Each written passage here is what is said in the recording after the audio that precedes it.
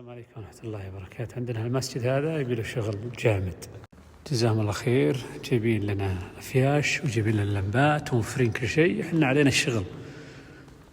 عندنا هنا المؤذن كان يدخل على المسجد يمشي يشغل اللمبات، الصف الأول الصف الثاني الصف الثالث كلهن على الجدران هنا.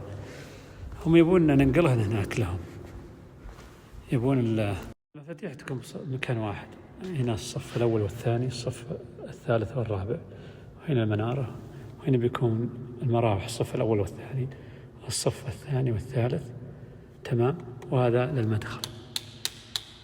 كان الطبرون شيكنا على سلاك، اكتشفنا انه في 6 ملي 2 مجوز مرات على كل العلب، مصدر واحد وفي شيء واحد، وكل مكيف جايه 6 ملي مجوز 6 ملي مجوز 6 ملي مجوز. احنا بنستفيد من ال6 ملي اللي هو هذا. الحين احنا حطينا عليه النار عشان نحدده.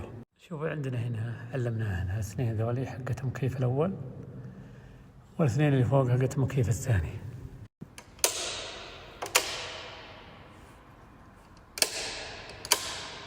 تمام. احنا طفيت انا مفتاح واحد من كل مجموعة.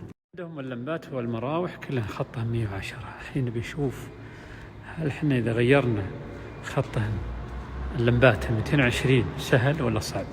كيف سهل ولا صعب؟ لابد يكون خط النيوترال اللي مغذي اللمبات يختلف عن خط النيوترال المغذي المراوح. إذا قدرنا نحدده فعلا هذا الحال وهذا الحال، نقدر نخلي هذول 220 والمراوح 110 على وضعنا قديم.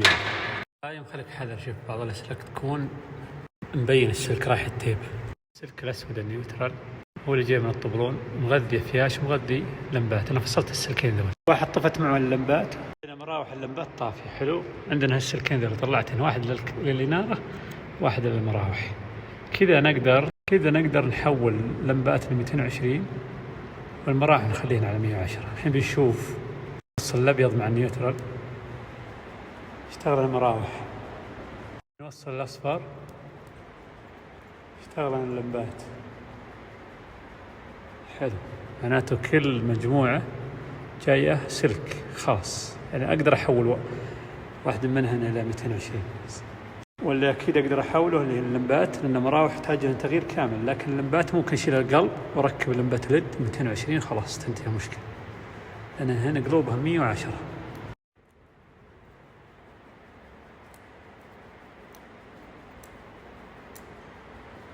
المراوح ما يدور، لكن لما أوصل الأبيض بسم الله،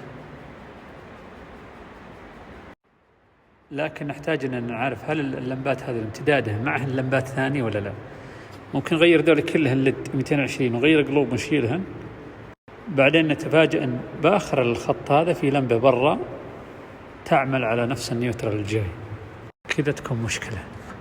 لكن الظاهر أن الكهربائي اللي مشتغل بالمسجد هذا إنه جيد ومن الطراز القديم، يعني حايف إن كل شيء معطيه خط لحاله. الحين راح يكون الشغل كله عند الطبلون هناك. نحاول نطفي اللمبات ذولي بالمنطقة ذيك. إذا صار عندك 16,000 فيش استخدم هالدريل وارتاح. اللهم لا سهل إلا ما جعلته سهلا وتجعل الصعب إن شئت سهلا. هذول اللي فوق صار مراوح مع لمبة المدخل هذه. بعدين يجي المفتاح هذا خاص بالمراوح هنا واللي قدام، ويجي المفتاح الثاني هذا للإنارة،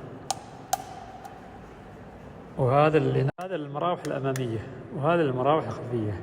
الحين هذه وهذه دامجهن أنا مع بعض. هذا للإنارة الأمامية، وهذا للإنارة الخلفية، وهذا المنارة، وهذا المدخل. تمام. حلو أن الإضاءة يبين بالليل. خصصنا الأبيض هذا للمراوح وهذا لللمبات اللي هو الأصفر. قضينا من هالمجموعة، باقي الصف الأمامي. الله يدبر الصالح. هذا مفتاح المراوح، وهذا مفتاح الإنارة. تمام. نبدأ الآن. الأبيض الكهرب كنسله، وأخذ السلكين ذولي وصلهم مع الأصفر لأنه تبع الإنارة، والمراوح السلكين ذولي حقت المراوح حقت الطبلونين راح أوصلهم مع الأبيض، وكذا يكون التحكم هناك إن شاء الله.